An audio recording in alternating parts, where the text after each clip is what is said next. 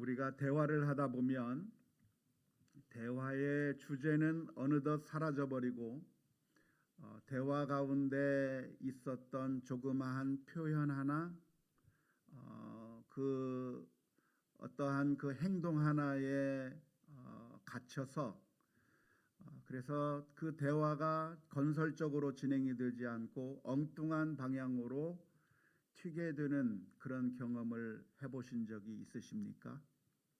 우리 자녀들하고 이야기를 할 때 혹은 우리 부부가 이야기를 할 때 원래 주제는 그게 아니었는데 원래는 이 문제를 가지고 이야기를 했는데 이야기를 하는 도중에 무심결에 튀어나온 그 단어 하나, 어떤 행동 하나에 마음이 상해서 우리가 원래 이야기하려고 했던 주제는 어느덧 사라져버리고 그것 때문에 싸움으로 변질이 되고 그리고 관계가 틀어지는 그런 경험을 아마 많이 해보았을 거라고 생각을 합니다. 성경을 읽을 때도 역시 마찬가지인데요. 우리가 하나님의 말씀인 이 성경 말씀을 읽는 가운데 성경에 기록되어 있는 어떤 단어 하나, 자꾸의 표현 하나에 자꾸만 신경을 쓰다 보면 하나님께서 우리들에게 들려주시고자 하는 그런 전체적인 그 메시지를 발견하기보다는 그 조그마한 표현 하나에 우리가 갇혀서 그 하나님의 메시지를 제대로 발견하지 못하게 되는 그런 경우가 너무나도 자주 일어나고 있습니다. 마치 어떤 것에 비유할 수 있냐면 우리가 나무를 살펴볼 때 어떤 그 한 나무에 이파리가 얼마나 많이 달렸는지 그리고 그 가지가 어떻게 뻗어나갔는지 그 나무 둥치의 그 나무의 그 표면이 껍질이 어떠한 상태인지 거기에 너무 신경을 많이 쓰다가 보면 그 나무 하나하나를 정확히 분석하고 알아가는 데는 일가견이 있을런지는 모르지만 결국은 그 나무가 여기 심겨져 있고 저기 심겨져 있고 숲 전체를 이루고 있는데 그 숲 전체를 바라보지 못하고 그냥 나무 하나만 보고 끝나버리는 그런 우를 범할 때가 많이 있습니다. 어느 정원에 갔다고 한다면 수목원을 간다든지 어떤 시설에 간다고 하면 꽃을 여기 심어놓고 나무를 저기 심어놓고 해서 전체적으로 그려주고 있는 그 그림을 보면서 조망을 해야 할 텐데 그런데 그 전체적인 그림을 보지 못한 채 그저 조그마한 실수들의 눈길이 가고 여러 가지 사실 의도치 않았던 그런 여러 가지 것들을 보면서 정말 중요한 것을 보지 못하는 그런 경우들이 많이 있는 것과 비슷하다고 할 수가 있겠습니다. 오해하지 않았으면 좋겠는데요. 그러니까 성경 말씀의 그 세미한 내용들 하나하나 표현 하나하나가 별로 중요하지 않다고 말씀드리는 것이 아닙니다. 성경의 1.1획이라도 중요하지 않은 것이 없고 참 우리가 모든 말씀을 다 진지하게 받아들여야 하는 것이 옳겠지만 그러나 그것보다도 훨씬 더 중요한 것이 있다고 한다면 이러한 말씀을 통해서 전달하고자 하는 하나님의 큰 그림을 놓쳐버리면 성경에 대한 상식이 많고 그리고 성경에 대한 지식들이 많아서 성경 퀴즈 대회를 하면 그 퀴즈 대회에서 1등을 할 수 있을 정도로 디테일에 대해서는 완벽하게 꿰고 있지만 그런데 성경을 아무리 많이 알아도 하나님께서 이 성경을 통해서 우리에게 들려주시고자 하는 그 메시지를 발견하지 못한다고 하면 그것은 잘못된 성경 읽기가 될 수 있을 것입니다. 표현 하나, 디테일 하나하나의 함정에 갇혀버리게 된다고 하면 하나님의 메시지 전체 그림을 발견하지 못하는 그런 우를 범할 경우가 많이 있는 것이죠. 우리가 지금 요한계시록의 말씀을 살펴보고 있는데요. 특별히 다른 성경도 마찬가지지만 특별히 요한계시록의 경우는 더더욱 그렇습니다. 요한계시록을 읽어 나가면서 우리가 보아야 할 것이 있다고 한다면 이 전체의 그림을 통해서 하나님께서 우리들에게 들려주시고자 하는 그 메시지가 무엇인가에 대해서 관심을 가져야 하고 그 숲을 보아야 하는 책이 바로 요한계시록이라고 할 수가 있겠습니다. 요한계시록을 읽다 보면 우리가 평상시에 그냥 자연스럽게 대하는 이야기가 아니라 우리가 평상시 대할 수 없는 아주 이상한 그런 상징들이 등장합니다. 요한 사도가 환상 가운데서 바라보게 되는 그 모습들을 보면 기괴하고 이상한 모습들을 한 장면들이 등장하게 되는데요. 그 환상을 통해서 본 그 상징들 하나하나가 구체적으로 무슨 의미를 가지고 있는지 그 구체적인 그 모습 하나하나의 의미를 따지기 시작하게 된다고 하면 그것을 알아가는 것이 중요할 수도 있겠지만 그 상징 하나하나의 의미가 무엇인가를 밝혀나가기 위해서 거기에 매몰되다 보면 우리가 헤어나오지 못할 깊은 수렁에 빠지게 되는 경험을 하게 될 것입니다. 지금까지 우리나라에 존재했던 수많은 이단들이 걸었던 길이 바로 그런 길이죠. 수많은 이단들이 요한계시록을 해석하면서 요한계시록에 나와 있는 숫자 하나하나, 상징 하나하나, 표현 하나하나 그것이 무엇을 의미하는가 그것을 설명하려고 했고 그러한 설명들을 하다 보니까 결국 삼천포로 빠지게 되어버린 것입니다. 왜냐하면 특별히 이 상징들이라고 하는 것이 무엇을 의미하는가, 지금 요한계시록에 나와 있는 여러 가지 그 표현들, 그림들, 상징들이 구체적으로 무엇을 의미하는지에 대해서 이 세상에 그 누구가 100% 확신을 가지고 이야기할 수 있는 사람이 없습니다.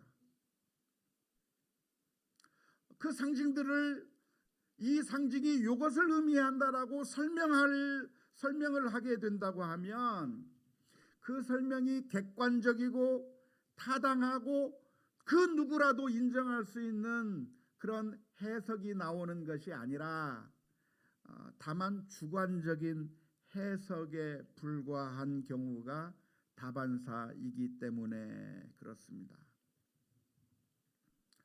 그 누가 말하기를 이것을 상징한다라고 주장을 하면 그냥 그 사람의 주장인 것뿐이지 그것이 객관적으로 타당하고 누구라도 받아들일 수 있는 그런 정답과 같은 것이 아닌 것이죠. 언제 그 상징의 내용들이 정확하게 밝혀질 것인가? 그것은 우리가 천국에 가야, 지금은 거울을 보는 것과 같이 오늘날과 같은 깨끗한 거울이 아니라 2000년 전 기술이 발달되지 않은 그 시대의 거울이 아주 희미해서 어렴풋하게 볼 수밖에 없는 것처럼 우리가 지금 이 요한계시록의 상징들을 이해한다고 하는 것은 우리가 그 당시의 거울을 보는 것 같이 아주 희미할 수밖에 없겠지만 그 내용을 우리가 온전히 알게 되는 것은 우리가 하나님 앞에 서게 되는 날 그때서야 알게 될 것입니다. 그래서 중요한 것이 무엇이냐면 구체적인 그 단어 하나하나의 의미를 밝히는 것보다도 숲 전체를 조망해 보는 일이 필요할 것입니다. 요한계시록 4장에 보면 이런 환상을 사도 요한이 보았습니다. 계시록 4장의 내용입니다. 보니까 보좌가, 그림을 한번 보여주면 좋겠어요. 4장의 내용을 그냥 글씨로만 쓰여져 있으니까 잘 이해하기가 어려워서 제가 이것을 그림으로 그려봤습니다. 제일 먼저 본 것이 무엇이냐면 보좌인데, 그 보좌에 앉으신 이가 계십니다. 하나님이 계신데 그 하나님의 모습이 어떠한 모습이었는가? 벽옥 같고 홍보석 같다 그랬습니다. 그 보좌에 앉으신 이 주변에는 무지개가 있는데 그 무지개가 마치 녹보석과 같다고 설명을 하고 있고요. 뿐만 아니라 그 주위에는 24장로가 24명의 장로들이 흰옷을 입고 금관을 쓰고 앉아 있는데, 그 보좌에서는 번개가 치고 큰 음성이 나고 우레소리가 나고, 그리고 그 앞에는 7개의 등불이 있는데 그 7개의 등불은 하나님의 영을 상징하는 것이라고 기록되어 있습니다. 뿐만 아니라 그 보좌 앞에는 4 생물이 있는데요. 하나는 사자, 소, 사람의 모양, 독수리의 모양을 한 4개의 생물이 있고, 그 생물들은 각각 6개의 날개를 가지고 있는데 눈이 가득한 모습을 한 아주 기괴한 모습의 그런 생물들이 그 보좌 앞에 있는데, 그 생물들이 노래를 하는 겁니다. 거룩하다 거룩하다 거룩하다 노래를 하면서 전능하신 이여 전에도 계셨고 이제도 계시고 장차 오실이라고 그렇게 노래하고 찬양하는 그 모습을 바라보게 된 것이죠. 뿐만 아니라 그 보좌 앞에는 수정 같은 유리 바다가 펼쳐져 있다고 하는데, 바다라고 하면 우리가 흔히 생각하기를 그냥 바다로 볼 수도 있겠지만, 저는 여기서 하나의 그 대야를 그려 놓았습니다. 왜냐하면 구약 성경의 성전에 가보면 대야를 만들어 놓고 물두멍을 만들어 놓고 그것을 바다라고 그랬거든요. 그러니까 아마 그런 것이 아니었을까 싶어서 수정같이 맑은 유리 바다가 그 앞에 놓여져 있을 뿐만 아니라, 그리고 그 24장로들이 자신의 머리에서 금관을 벗어서 하나님 앞에 드리며 우리 주 하나님이여 영광과 존귀와 권능을 받으시기에 합당하다고 노래하면서 만물을 지으셨고 주의 뜻대로 있었고 이 세상이 주의 뜻대로 지음을 받고 했다는 그런 찬양을 부른다고 하는 그 환상을 요한 사도가 보게 된 것이죠. 이 환상의 내용이 무엇일까? 그것이 무엇을 상징하는 것일까라고 하는 것을 구체적으로 설명하는 것이 어렵습니다. 하나님의 모습이 벽옥과 같고 홍보석과 같다고 했는데 도대체 그 말의 의미가 무엇일까? 어떻게 설명할 수 있을까요? 설명하기가 어렵습니다. 누군가는 설명을 하려면 할 수도 있겠지만 정확한 설명일 수가 없고 주관적인 설명일 뿐이고 정답인 설명이라고 말하기 어려운 그런 것이죠. 하지만 이 가운데서 우리가 설명할 수 있는 내용들 몇 개를 선택한다고 하면 아마도 24장로는 구약의 이스라엘 12지파와 신약의 12사도들을 의미하지 않겠나, 그렇게 추측할 수가 있어서 신구약을 대표하는 자들이 다 그 앞에 하나님 앞에 모여 있는 것이라고 그렇게 이해할 수가 있겠고, 뿐만 아니라 하나님 앞에 4 생물이 있다고 하는데 사자가 있고 소처럼 생긴 생물이 있고 사람처럼 생긴 모습, 그리고 독수리와 같은 것이 있다고 했는데 아마 사자는 육식동물이고 소는 초식동물이고 사람 모양은 사람이고 그리고 독수리는 새니까 어쩌면 모든 생물들이 그 앞에 다 나와 있는 것이라고 그렇게 우리가 아마 추측해도 좋을 것 같습니다. 이 장면이 무슨 장면이냐면 만왕의 왕이신 하나님 앞에 모든 사람들과 모든 그 생물들, 하나님이 지으신 모든 피조물들이 그 앞에서 경배하고 있는 모습입니다. 특별히 24장로들이 자신들이 쓰고 있던 면류관을, 금관을 벗어서 주님 앞에 드린다고 하는 것은 이 세상에 그 권력이 누구에게 있는가, 통치권이 누구에게 있는가, 오직 하나님에게만 통치권이 있고 하나님만이 진정한 의미에서 온 세상의 왕이시라고 하는 그런 고백을, 지금 예배를 드리고 있는 그 장면이 요한계시록 4장에서 설명해 주고 있는 내용이라고 할 수가 있겠습니다. 이 장면이 어떤 의미를 가지고 있냐면 아주 중요한 의미가 있을 거라고 생각이 드는데요. 지금 이 세상 실제, 지금 우리가 매일매일의 삶에서 만나고 있는 실제가 무엇입니까? 지금 우리가 만나고 있는 매일매일의 실제, 요한 사도가 살고 있던 그 당시 요한 사도가 만나고 있는 현재의 실제 상황이 무엇이냐면, 황제가 다스리고 있고, 로마 황제가 다스리고 있고, 그 로마 황제의 지배 가운데서 힘들게 고통을 받으면서 살아가고 있는 것이 지금 실제의 모습입니다. 이 세상에서 가장 막강한 존재가 누구냐면 로마 황제인 것이죠. 막강한 군사력을 가지고 경제적인 파워를 가지고 모든 사람들을 굴복시키고 있는 그 로마 황제 앞에 모든 사람들이 굴복해야만 하고 있는 그 상황이 그 요한 사도의 삶 가운데 실제적으로 일어나고 있는 일입니다. 여기는 로마니까 로마의 법을 따르라. 로마가 전 세계를 지배했으니까 이제는 로마 법에 복종하면서 살아라고 하는 그 위협이 존재하고 있는 그 상황 가운데서 요한 사도가 본 것이 무엇이냐면, 그런데 로마 황제가 이 세상을 통치하고 있는 것이 아니라 모든 나라와 백성과 온 세상이 만왕의 왕이신 그 하나님 앞에 엎드리고 진정으로 참된 왕이 하나님이시라고 하는 사실을 보여준 것입니다.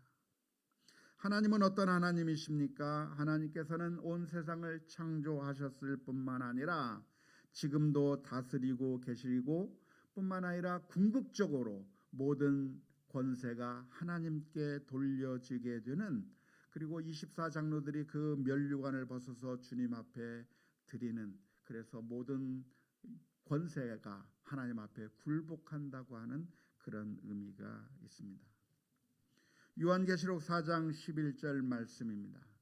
우리 주 하나님이여 영광과 존귀와 권능을 받으시는 것이 합당하오니 주께서 만물을 지으신지라 만물이 주의 뜻대로 있었고 또 지으심을 받았나이다 하더라. 이 환상을 보았다고 한다면 지금 이 시간 우리는 어떻게 살아야 할까요? 그것은 아무리 이 세상이 험악하게 돌아간다고 할지라도 겁먹지 말라는 말씀이에요. 이 세상이 정말 내가 원하는 대로 돌아가지 않는다고 할지라도 이 세상을 바라보면 모순 덩어리예요. 이 세상을 바라보면 악인이 판을 치고 있어요. 선하게 살려고 하는 사람은 고난을 당하고, 믿음으로 살려고 하는 사람은 억울한 일을 당하고 심지어 죽임까지 당하고 있지만, 그러나 황제가 권력을 가지고 있고 악을 행하는 자는 떵떵거리며 살고 있을 뿐만 아니라 오히려 죄악을 저지르고 그리고 약삭 빠르고 눈치 빠른 사람은 그때그때마다 상황을 바꿔가면서 그래서 승승장구하면서 편안히 살고, 악을 행했지만 오히려 사람들로부터 존경을 받으며 대접을 받다가 편안하게 100살까지 잘 살고 그렇게 잘 살다가 죽는데, 정말 의를 위해서 사는 그런 사람들은 대우받지 못하고 고난을 당하고 비난당하며 사는 이 모순과 같은 이 세상에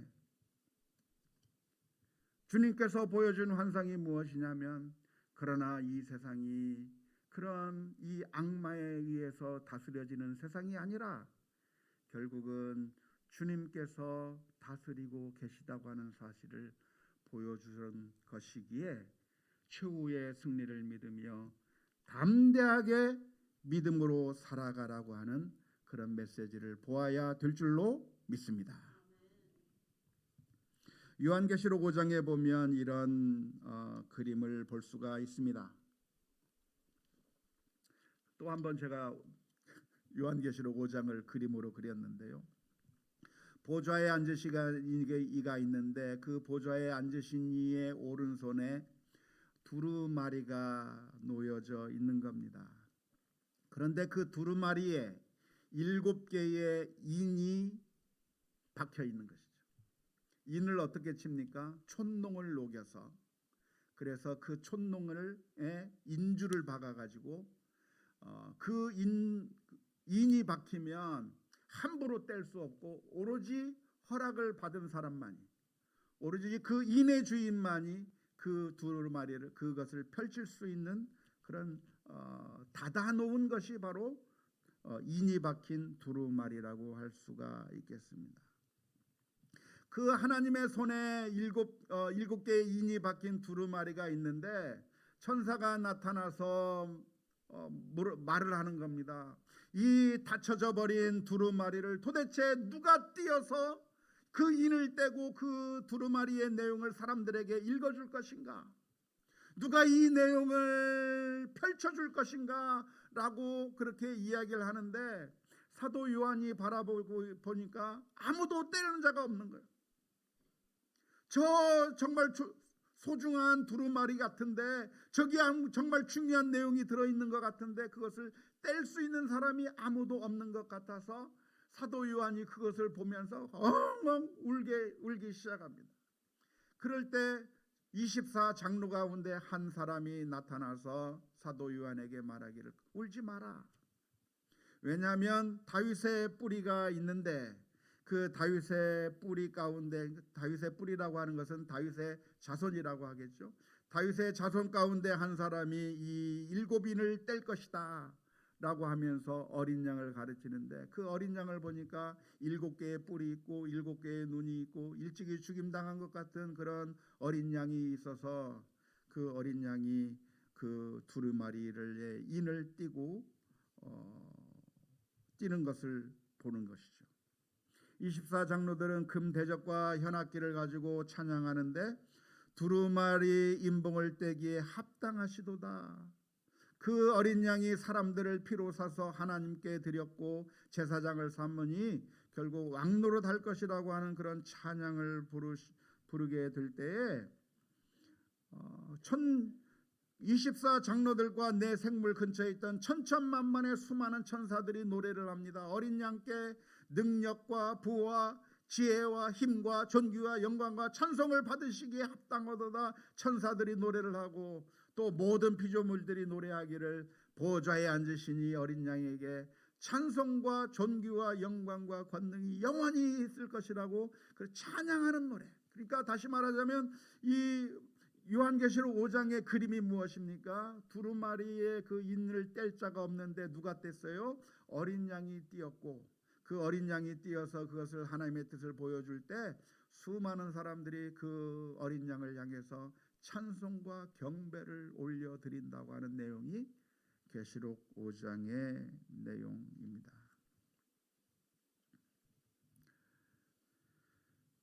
두루마리에 하나님의 말씀이 있고 두루마리에 구원받은 사람들의 이름이 적혀 있다고 할지라도 그것을 뗄 수 없다고 한다면 그것은 불행한 일이죠.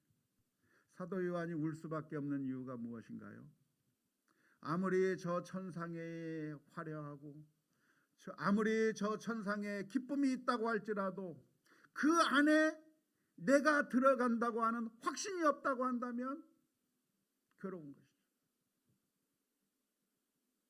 그런데 그 닫혀 있어요, 두루마리가. 그러니까 너무나도 괴로운 거예요. 과연 내 이름이 거기에 있을까? 그 내용을 알 수가 없기 때문에 두려운 것이죠. 그런데 그 두루마리를 누가 폈는가? 어린 양 대신 어린 양이 누구를 가리키는 것이죠? 예수님께서 오셔서 그 두루마리를 펼쳐 보여주십니다. 이 환상은 과거의 일을 보여주는 것 같습니까? 미래의 일을 보여주는 것 같습니까? 예? 과거의 모습을 보여주는 거예요. 예수님께서 이 세상에 오셔서 하나님의 뜻을 보여주시고 십자가에 못 박혀 죽으셔서 그리고 수많은 사람들을 구원해 주시는 그 이야기를 주님께서 십자가 사건을 통해서 구원해 주셨다고 하는 이야기를 이 환상으로 다시 한번 확인시켜 주시는 환상이라고 할 수가 있는 거죠. 하나님의 말씀이 우리들에게 주어져 있지만 사람들은 그것을 이해할 수 없습니다. 마치 닫혀진 것과 같죠. 사도행전 28장 25절에서부터 26절 말씀에 보면 이렇게 기록합니다. 바울이 한 말로 이르되 성령이 선지자 이사야를 통하여 너희 조상들에게 말씀하신 것이 옳도다 일렀으되 이 백성에게 가서 말하기를 너희가 듣기는 들어도 도무지 깨닫지 못하며 보기는 보아도 도무지 알지 못하는도다. 두루마리가 있는데요, 읽어도 내용을 알지 못하고 아무리 보아도 깨닫지 못하니 그것이 닫혀진 것과 마찬가지죠. 그게 지금까지의 모습인 것이죠.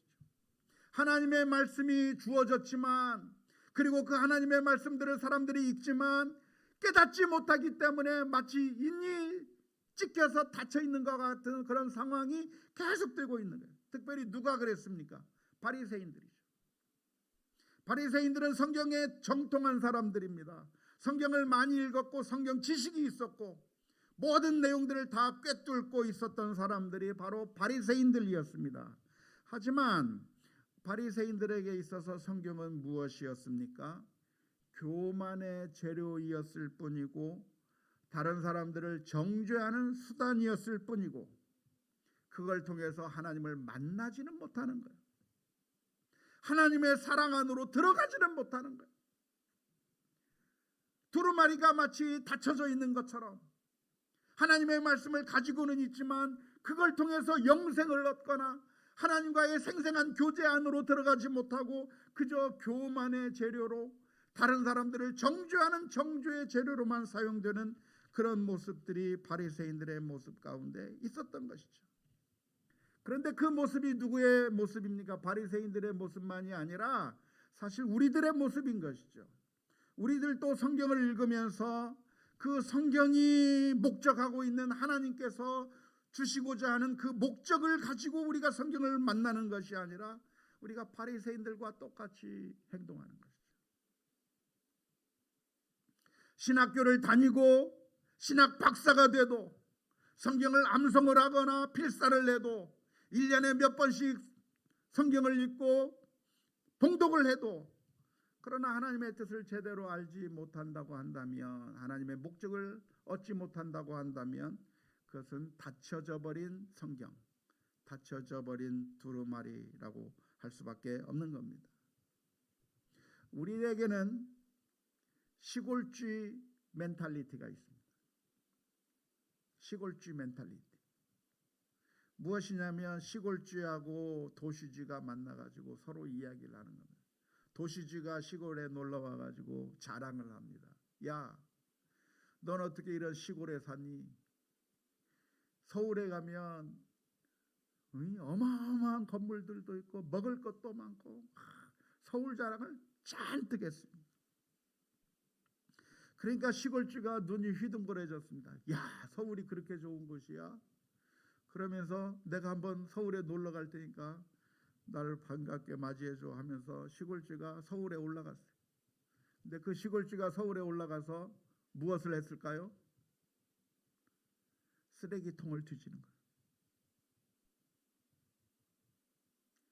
서울에 올라가서 쓰레기통을 뒤지고서 하는 말이 무슨 말을 하냐면 서울도 별거 없네. 다 썩은 음식이고 다 먹지 못할 것이고 더럽고 정말 좋지 못한 곳이 서울이나 시골이나 똑같네. 하면서 실망하고 내려오는 거예요. 우리들도 어쩌면 하나님의 그 생명의 말씀이 주어져 있는데 우리들의 고정관념에 사로잡혀 있어서 내 생각이 너무나도 꽉 들어 있어서 하나님의 두루마리를, 하나님의 성경 말씀을 보면서도 내가 듣고 싶은 것만 듣고 내가 생각했던 것만 다시 보면서 거기서 하나님께서 정말 우리를 사랑하시기 때문에 말씀해 주시는 그 말씀, 하나님께서 우리에게 예수님을 주시는 그 고귀한 말씀들을 깨닫지 못한다고 한다면 닫혀져 버린 두루마리밖에 안 되는 것이죠. 그런데 그 두루마리를 누가 여시냐면 바로 예수님께서 오셔서 여시는 겁니다. 사실 성경은 예수님으로 풀어야 제대로 풀리는 겁니다. 요한복음 5장 39절의 말씀에 너희가 성경에서 영생을 얻는 줄 생각하고 성경을 연구하거니와 이 성경이 곧 누구에 대하여? 내게 대하여, 예수님에 대하여 증언하는 것입니다. 구약은 예수님을 예언하고 있고 신약은 예수님이 무슨 일을 하셨는가를 보여주면서 십자가에 달리신 그 주님께서 우리를 죄악 가운데서 구원해 주신 것을 보여줌으로 말미암아 우리를 하나님에게로 인도하시고 하나님의 그 영광의 자리로 들어가게 만드시는 거예요. 우리는 예수님이 절대적으로 필요한 사람들이에요. 왜 그렇습니까? 우리 가운데 그 누구도 완벽한 사람이 없기 때문에 그렇습니다. 철저하게 타락하고 철저하게 모순된 존재가 우리들입니다. 입으로는 정의를 부르짖는 사람들이 알고 보면 추악한 모습을 보이는 꼴을 우리가 얼마나 자주 봅니까? 성직자라고 하는 사람들이 얼마나 탐욕스러웠던 그 모습들을 우리가 종종 발견을 합니까? 이 세상에 그 누가 완벽한 사람이 있어서 하나님 앞에 자신 있게 나갈 수 있는 사람이 누가 있습니까? 단 한 사람도 없고 모든 사람들이 타락하고 모든 사람들이 다 탐욕적이고 모든 사람들이 다 하나님 앞에 설 수 없는 자들이기 때문에 우리를 구원하시기 위하여 어린 양 예수님께서 이 세상에 오셨고 저와 여러분들을 위하여 피 흘려 주심으로 말미암아 우리를 씻기시고 하나님의 자녀로 삼으신 줄로 믿습니다. 그 예수님을 바라볼 때에 엠마오로 가는 두 제자들이 그들의 마음이 뜨거워졌고 에디오피아 간닥의 국고를 맡은 내시가 이사야에서의 말씀에서 주님을 바라보게 될 때 그 성령으로 그들의 마음이 가득 차게 된 것이죠. 우리가 주님을 바라보게 될 때 참된 믿음으로 나갈 수 있게 되는 것입니다. 오늘 요한계시록 4장과 5장의 말씀에서는 우리가 저 천상에서 보게 될 놀라운 예배, 놀라운 찬양을 그 환상 가운데 본 것을 보게 됩니다. 천상에서 무슨 일이 있을까요? 우리가 천국에 가면 무슨 일이 있을까요? 예배가 있습니다. 찬양이 있습니다.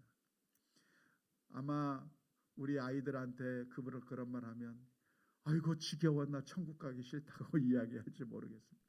그런데 그 천상의 예배, 오늘 요한계시록 4장과 5장에서 그려주고 있는 그 천상의 예배가 뭡니까?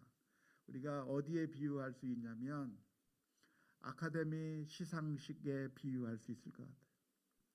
우리나라 감독 봉준호 감독이 기생충으로 아카데미상을 휩쓸 때 그 자리에서 정말 격한 감동 속에서 아카데미 시상식을 하지 않습니다.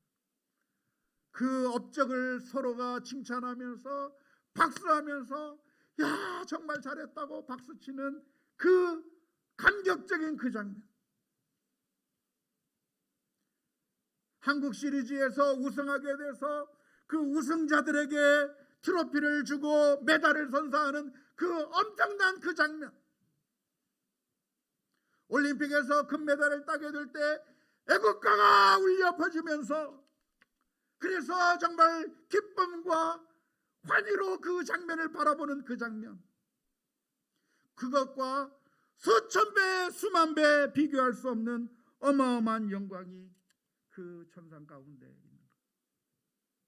죄인을 다시 살리셔서, 그래서 하나님 앞으로 인도하고 죽을 수밖에 없었던 인생들이 주님 앞에 나와 하나님께 영광을 올려드리는 그 엄청난 감격의 자리, 그것이 천상에 우리가 궁극적으로 만나게 될 엄청난 기쁨의 자리가 될 것이고, 우리가 매 주일마다 하나님 앞에 예배를 드리는 것은 그 맛을 조금, 우리가 이 세상에서 실패하기도 하고 또 고난을 당하기도 하고 아픔을 당하기도 하고 힘들게 살았지만, 그러나 다시 이곳에 모여서 하나님의 영광스러운 그 날을 생각하며 다시 위로받고 돌아가서 힘을 얻는 것이 예배가 되는 줄로 믿습니다. 원하기는 저와 여러분들이 저 천상의 예배를 소망하면서 기쁨으로 살아가는 우리 모두가 다 될 수 있기를 주님의 이름으로 축원합니다.